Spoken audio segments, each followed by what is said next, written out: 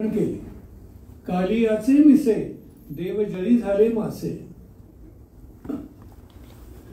का तरी पोरे येतील आता हात धुतील ना डोहामध्ये, पाण्यामध्ये हात धुतले की त्याला लागलेले अन्नाचे कण आले की आपण मासे झाले आहोत, खाऊन टाकायचे ते.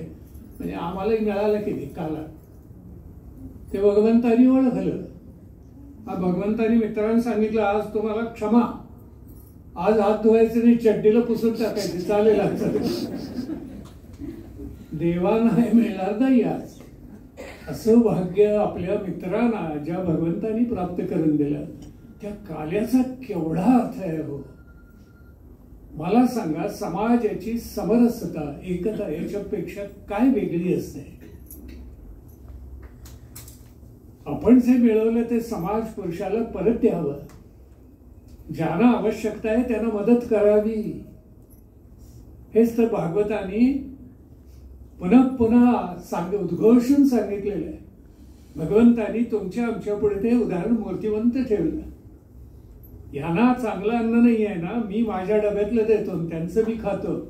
आपण एक करूया सगळ्यांचे डबे आणि मिळून मिसळून एकत्र पुण्या गोविंदाने नांदू, एकत्र भोजन करू. हा खरा काल्याचा अर्थ आहे. म्हणून पहा, कुठलाही आपल्याकडे धार्मिक महोत्सव असला की डावं उजवं काही नसतं, सगळ्यांच्या बाणात सारखं वाढलं जातं. अर्थच त्याचा खूप मोठा आहे.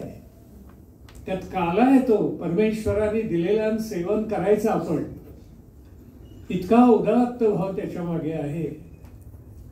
आणि तुमची आमची कोणतीही सुसंस्कृत भाषेत सांगायचं म्हणजे पात्रता नसताना सुद्धा ज्ञानेश्वरी रूपी कालाच दिला की माऊलीने तुम्हा आम्हाला. काय दिलंय?